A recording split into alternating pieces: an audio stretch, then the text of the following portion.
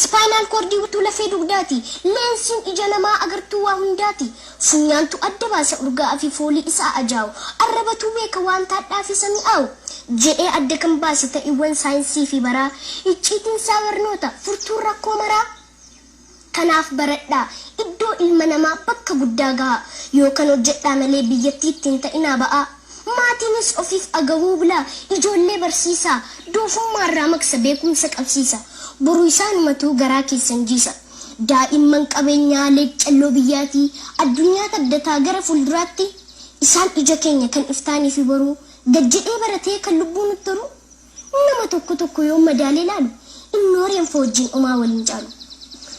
kusannoo maatiin beeku ijoollee 10 dhalcha dhiirota 5 muqee ormaa galcha isaan horii tiksuu ganna roobni tuwee bona aduun gubaa inni mindaa isaanii magaalarra jooree daadhiif farsoo dhugaa dubara sadashee magaalaatti galchee fira isaa biratti kushinaa ormaatti salbaajii miicuuf yaabiddaan gubatti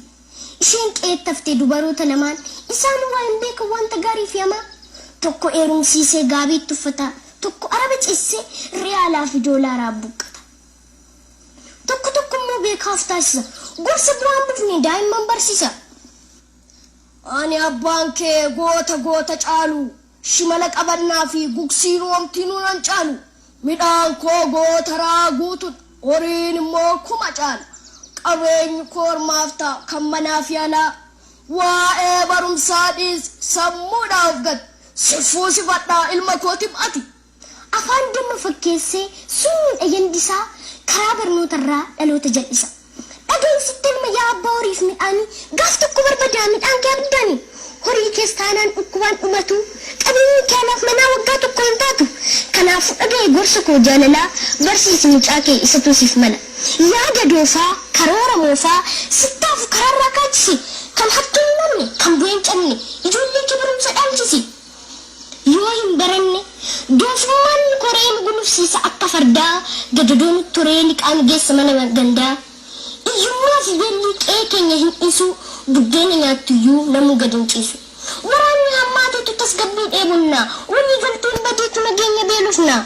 biiftuun hojii dhiiftee ifashee dhorkatti duuti olla dhiftee jireenyaa morkatti yoo baratteen imalli dinagdee siniin fixa wahaa teknooloojiin baraa bakka addame gahaa siyaasni walxaxan gaafsa sirrataa lafti nagaa dhabees gabiitti jiraata beelli siyyummaan biyyaa gadi dhiisa cinaachi dadhabee sirmus rafee ciisa ibsaan dabareen fugaafsan toora galaa neetworkiin maseenis ilmoo lakkuu dhala aspaaltiin moofee sirnaan haareffama bishaan jiran dhufus gaafsa sirreeffama hojii dhabnaa fi investorummaatti baanaa garaagarummaan badeetu warra tokko taana farda ulfina qabeessaa gaariidhaan harkifnee hin ajjeefnu xiyyaaraa fi jettiin malee dachee gubbaa hin deemnu rakkineen faarsinu addunyaa maratti liqeeffachuun nafa afrikaan gamattu moodeela taana malee nu koppiin kaanu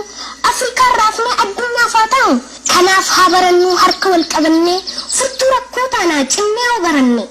kanaaf haa barannuu harka wal qabannee furtuu rakkoo taanaa cinnee haa baranne ergaan walaloo kootii akkuma dura kaaseen mata dureen isaa barnoota jedha waa'ee barnootaa irratti hundaa'eeti ijoolleenis waa'ee kanarraa waa'ee barnootaa irratti cimanii hojjetanii namnillee xiyyeeffannoo itti kennee waa'ee barnootaa irratti akka cimanii baratan waan ergaa dabarsu hawwiin koo injiinara ta'uu barbaada injiinara kanan ta'uu barbaadu akkuma beekamu biyya keenya keessatti rakkoon ibsaa waan jiruuf isa furuuf waan adda addaa uummata kiyyaa gargaaruuf Artii Oromoota kan